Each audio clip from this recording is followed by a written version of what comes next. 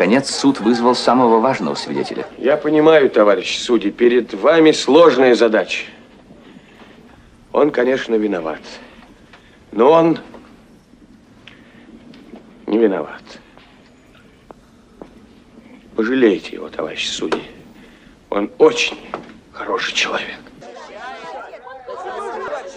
Свободу Юрию Деточкину! Юра!